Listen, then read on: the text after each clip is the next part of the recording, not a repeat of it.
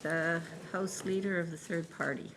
Yeah, thank you, and for the opportunity to ask a few questions here in supplementary estimates for the transportation infrastructure. I guess it's important just to start by acknowledging the challenging year that was 2022 for BC Ferries as a corporation, and as well for anybody who relies on BC Ferries and to get home and to work and for their transportation needs. It was one of the most challenging years, I think, that the users of BC Ferries have faced.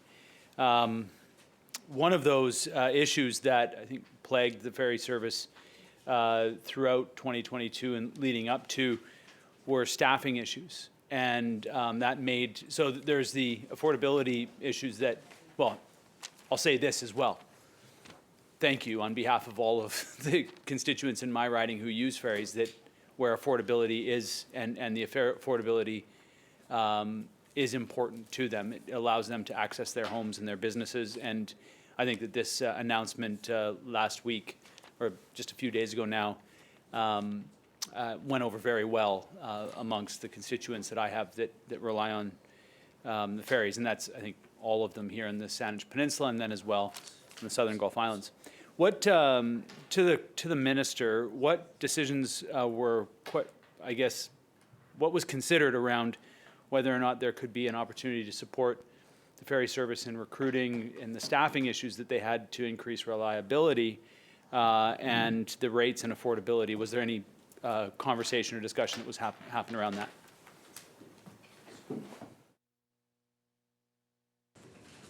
Minister. Thank you very much, Chair, and thank you to the member for the question. As I was, I'm not sure if he was in the room, but we were just starting to talk about how you bring down the cost and how the Commissioner establishes price caps and how essentially fares are set and what the cap will look like in the next performance term. The member knows full well that the current performance term is capped at 2.3%, so it gives the kind of affordability and predictability that we want.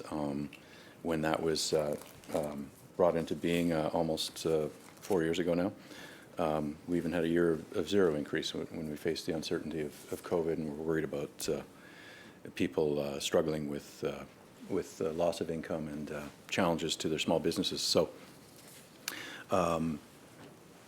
the overall fares are determined by the overall activities of the corporation, what those cost. And maybe I'll give a couple part answer here. Is going back to a previous answer, the ministry and the government meet quite regularly with the ferry corporation about the types of things the member might anticipate around scheduling and around different challenges. And fuel costs obviously came into effect last year as an area of concern. And then of course we were in this renewal period going forward to a new performance term, so lots of information being shared back and forth there. And crucially, to the member's question, some of the labor challenges, some of which are borne by having, I think for most of last year and possibly continuing into this year, the lowest unemployment rate in Canada.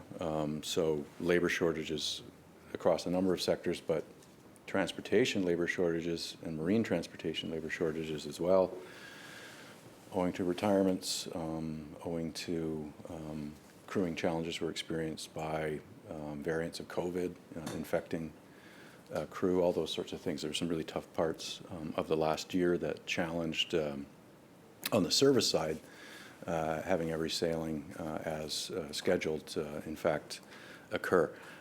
So we have had a number of discussions where BC Ferries has shared their strategies. There is a fairly extensive section in the BC Ferries Services Corporation submission to the Commissioner, if the member wants to look it up, the September 30th submission of 2022, so pages 128 and 129 in particular. But if I can just read from some of that, because it is a public record submission that might be of interest to the members. So they're planning to establish a center of excellence for training, for recruitment. They're planning to increase their investment on workforce development, so promoting from within and hiring the positions that are vacated, succession planning basically. They're looking at bursaries and scholarships, so a series of incentives for young people to pursue a lifelong career in a good company like BC Ferries, which continues to be rated one of the top employers in our province. They've committed to working with the BC Ferry and Marine workers to look at different schedule and shift arrangements that might also be additionally attractive for new employees, and also reducing stress and workforce pressures and improving work-life balance to additionally retain members. So that's positive.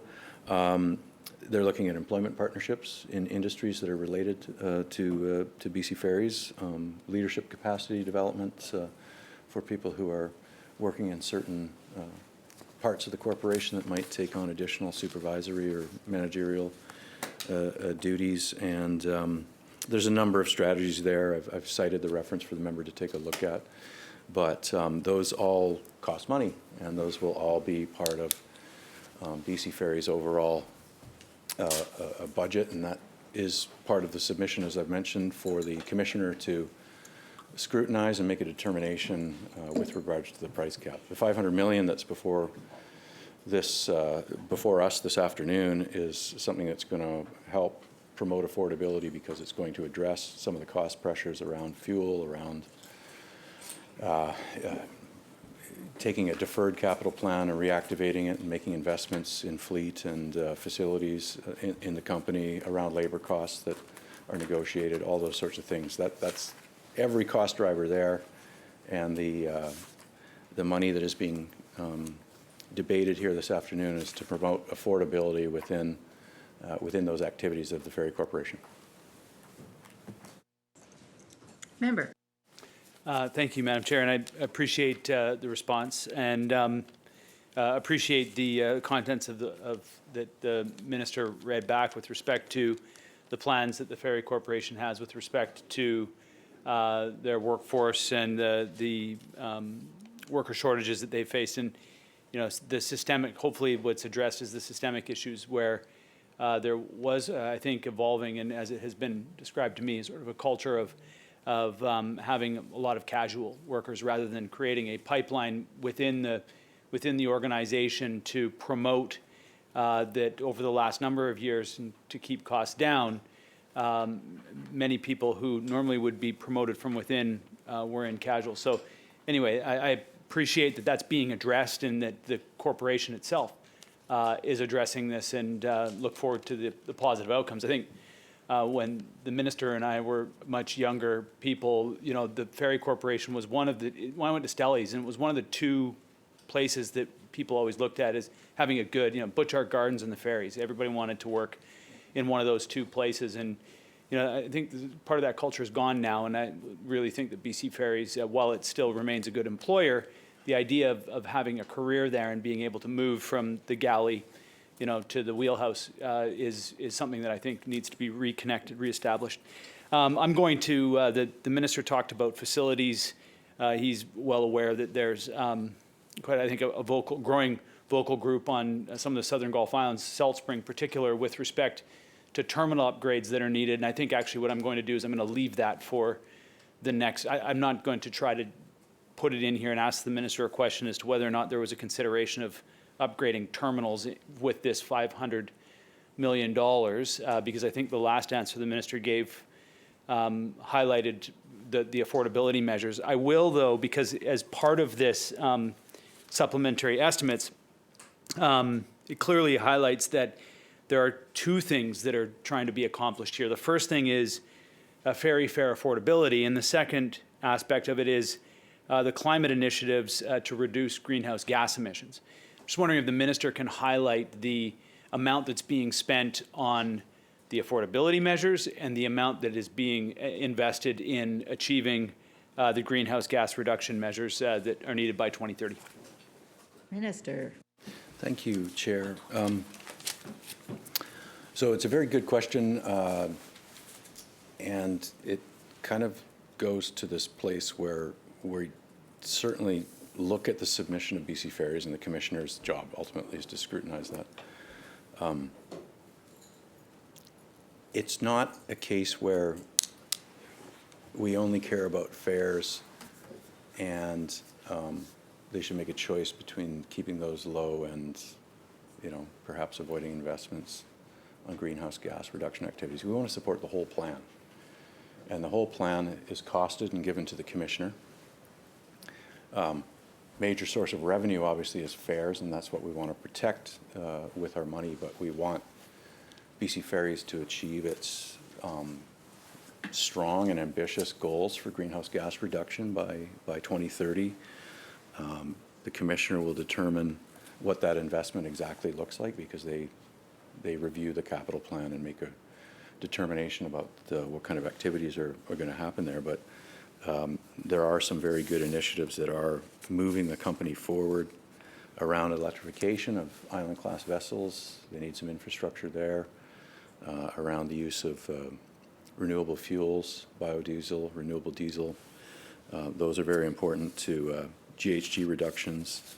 Anytime a terminal or facility is improved, obviously using strong green and low GHG building practices and mechanical systems and those sorts of things, those are all part of the capital plan that the commissioner will rightly review and make a determination. And when she makes that determination, she's also going to set the price cap, and it is going to include the contribution agreement that we will have with BC Ferries by the end of this month that we'll utilize and put into action once authorized by the Assembly here, the money that's before us this afternoon.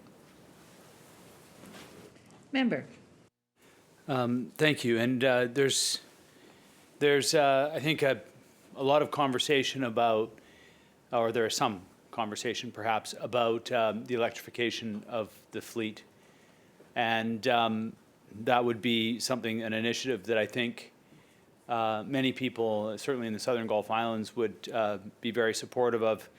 There's also the reality that you can have an electrified fleet, and if they have nowhere to plug into, that's going to be a problem. And you might be able to find access to enough power to supercharge a ferry, the battery packs in a ferry at Olsen and at Swartz Bay. But the reality of being able to plug that in on Galliano or on Maine or on Pender or on Gabriola, trying to be inclusive of the other Gulf Islands, is going to be challenging. And so has the minister thought, about the infrastructure investments, maybe in a partnership with the federal government, to ensure that we can continue to encourage BC Ferries to make the investments in an electrified fleet, because the investments are being made, the plugs are there for them to plug into, rather than maybe taking and investing in LNG, say, for an example, where you don't need to have those plugs. Minister. Thank you so much, Chair, and thank you to the member for the question. There's a very recent ruling by the Ferry Commissioner that the member might be interested in. It's publicly posted. If he has any trouble finding it, I can get him a copy outside of this process. But it's a ruling by the Ferry Commissioner to approve the latest iteration of BC Ferries electrification plan. So it's basically, it's exactly that. It's moving forward on the plan to fully electrify 4 of the island-class ferries on the routes that they are currently serving. There are, in terms of the strategy to lower greenhouse gas emissions with the 2030 target, 2050 target, by the way, is a 96% GHG reduction. It's not going to be entirely electrification. There is going to be bio and renewable diesel. There's simply some routes that are currently, anyway, we can't contemplate battery power that would be reliable and capable of creating the continuous service, and those would be typically longer routes. But there are some great opportunities, and there are some ships built to specification that can be electrified. We do need the shore power infrastructure to do that. Commissioner agrees. We want to be part of that. We've certainly had a number of engagements with the federal government to do that as well. The federal government in the past has been involved in electrifying cruise ship terminals for when they're in port and reducing emissions, and so there's a broader discussion about British Columbia's interest in federal support for marine battery electrification. We have a cluster of great companies here, the Island-class vessels. I mentioned their battery systems were created by a Richmond-based company, and there's a lot of suppliers that are part of that electrification value chain, and we think that we could scale that up, and BC would have a great innovation success story to be a leader, as we already are in the world. And I'm fully supportive of the federal initiatives and what they're doing in the automotive sector in Ontario, and the parts sector in Quebec. We think that marine battery support here would be an excellent candidate for additional federal support. But irregardless of that, there is movement towards electrification in the manner that the member inquires about. Member.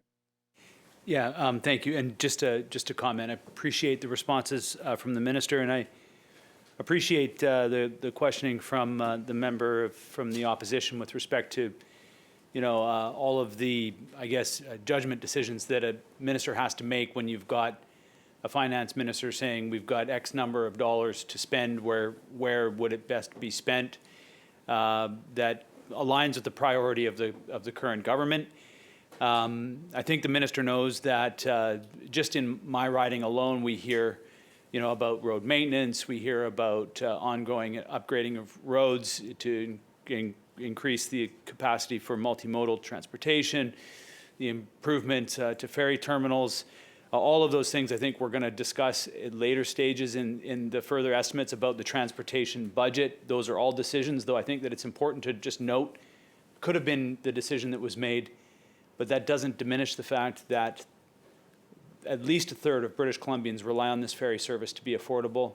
And so I think that this is a good investment in making sure that we're able to maintain that affordability. And so definitely on behalf of my constituents, I'm appreciative of the investment that's been made in order to keep the prices affordable and accessible for people. So I just thank you.